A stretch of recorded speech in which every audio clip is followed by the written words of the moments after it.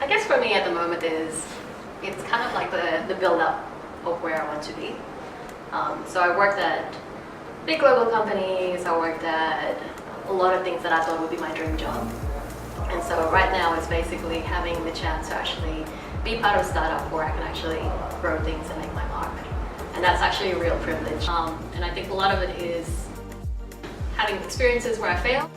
I knew things just were not going to work out, but actually being able to take that learning and realize I can make this happen this time around. Yeah, but the good space I'm in is that I've taken up this online course in digital marketing, and it's been a while I've studied anything, so I'm happy that I'm learning something new. Australia has given a completely different. It's a completely different ball game compared to where I was when I migrated last year from India. And back in India, I was just a software developer, nothing else. But now you see what I do, a lot of stuff with networking, talking to people, helping people.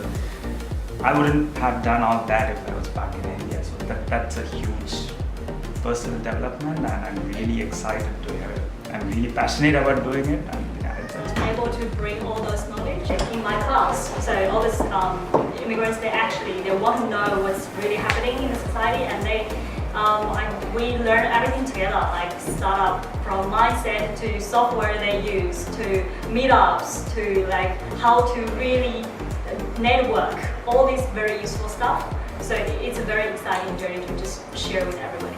Everyone, they benefit a lot, and they apply this knowledge and then they share with other people as well. I like totally get this. You never lose. You either win or you learn. In 7 years in Australia, I haven't actually met anybody else who's had that many jobs, and it's not just random. I worked in all big brands here in Australia, and every single time I was moving. Well, at that point, I thought I was failing because I was really successful in London and Malaysia. But the good thing about me that I've realized now is I never gave up. I just kept on going to the next job and next job because I was finding the right one that fit me. And I think, why I'm doing what I do now is because of that 7 years. Because I've now worked in so many companies, met so many people, seen all the experiences and learned lots. It now can help me what I'm doing now. So sometimes I think what happens is we look at that small thing, but actually bigger things out there. Who's like lived in so many places, and I'm always like willing to try something new. I think maybe fear of failure doesn't really exist for me. So I think because of that, I'm usually hanging out or being in places where I meet the most random people, or kind of like strike up opportunities that you never even thought that was out there, or was possible. I think what I've also noticed is I meet certain people and they help me come up with creative ideas. So, ideas that I never thought I would ever have, but because it's not even what they said directly, but what they said indirectly, it actually would spark something, and then you can go on to bigger and better things.